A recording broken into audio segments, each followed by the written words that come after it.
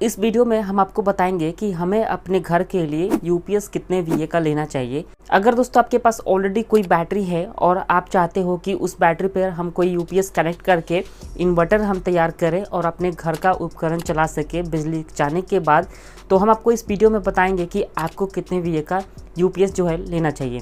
देखिए, ये सब कुछ डिपेंड करता है कि आप अपने इन्वर्टर से कौन कौन से लोड चलाना चाहते हो, मतलब टोटल वॉट कितनी हो जाती हैं। दूसरा डिपेंड करता है कि आपकी बैटरी कितने एम्पियर की है। ऐसा नहीं होना चाहिए कि हमारी बैटरी छोटी साइज़ की हो जाए और हमारा यूपीएस बड़ी साइज़ की हो जाए। अगर ऐसा होता है तो हमारा बैटरी बहुत तेज़ी से चार्ज होगा, जिसकी वजह से हमारी बैटरी जल्दी ही ख़राब हो सकती है। तो हम आपको दोनों बातों को ध्यान रखते हुए आपको ये सजेस्ट करेंगे कि आपको कितने वीए का इन्वर्टर लेना चाहिए, यानी कि कितने वीए का यूपीएस आपको लेना चाहिए।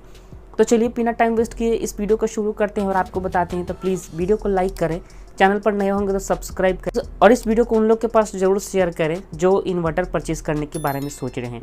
तो आइए शुरू करते हैं इस वीडियो को और आपको बताते हैं। सबसे पहला तरीका जो है इन्वर्टर फाइंड करने का, वो है हमारे घर के लोड के हिसाब से।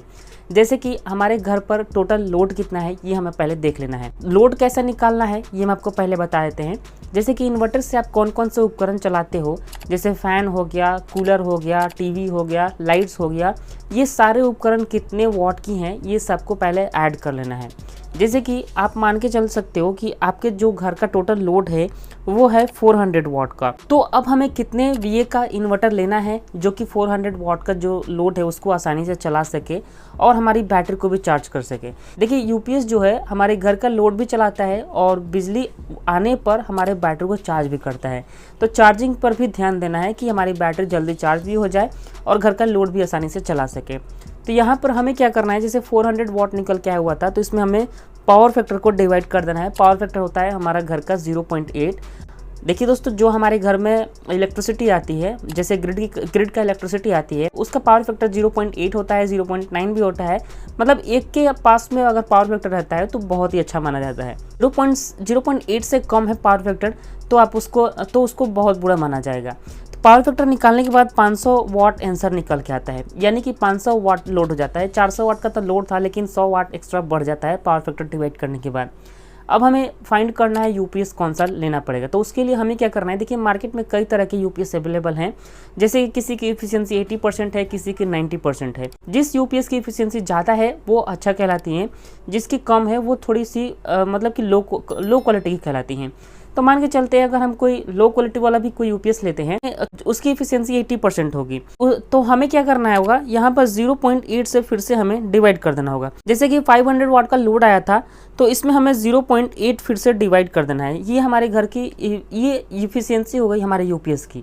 अब ये जो आंसर निकल के आया हुआ है ना, ये हमारा वीए है। मतलब कि हम इतने वीए का अगर हम कोई यूपीएस लेते हैं तो हमारा काम चल सकता है।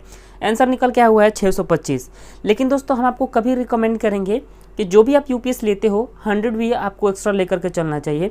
625 निकल के आया हुआ है तो इसमें हमें 100 ऐड कर देना है, तो 725 निकल के आया हुआ है। यहाँ पर 700 वीए के आसपास में जो भी आपका यूपीएस है उसको आप परचेज कर सकते हो। दोस्तों, 700 वीए का जो यूपीएस होगा आराम से आपके घर का 400 वाट का लोड है तो उसको आसानी से चला सकेगा। लेकिन आप चाहते हो घर के लोड के हिसाब से खरीदने के लिए तो 750 वीए का यूपीएस जो है आपके लिए परफेक्ट रहेगा। तो इस तरह से हमें जानना होता है कि हमारे घर के लिए कौन सा यूपीएस जो है ठीक रहेगा।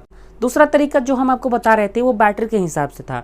अब बैटरी के हिसाब से कैसे हमें यूपीएस फाइंड करना होता है ये भी आपको बता देते हैं। देखिए, अगर हमारे पास 100 एम्पियर की कोई बैटरी है तो यहाँ पर हम 500 वीए से लेकर के 800 वीए तक का हम यूपीएस जो है ले सकते हैं अपनी 100 एम्पियर बैटरी को चार्ज करने के लिए, या फिर चाहे उस पर हम लोड चलाएं या फिर अपनी बैटरी को चार्ज करें। अगर हमारे पास कोई 150 एम्पियर की बैटरी है तब हम मिनिमम दोस्तों देखिए छोटा भी यूपीएस लेंगे तो हमारा काम चल जाएगा। जैसे 500 वी का भी लेते हैं तो हमारा काम चल जाएगा, लेकिन मैक्सिमम पे हमें ध्यान देना है। अगर बैटरी से के पर्पज से लेते हो तो आपको मैक्सिमम देखना है कि आपको मैक्सिमम कितना बड़ा आप ले सकते हो।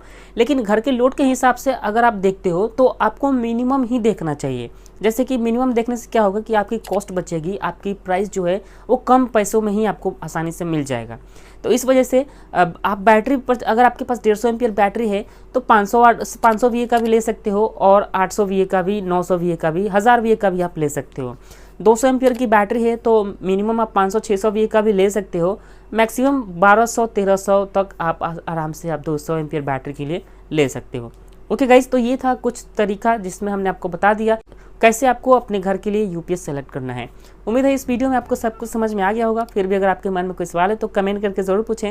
वीडियो पसंद आया तो प्लीज़ लाइक करें, चैनल पर नए होंगे तो सब्सक्राइब ज़रूर करें।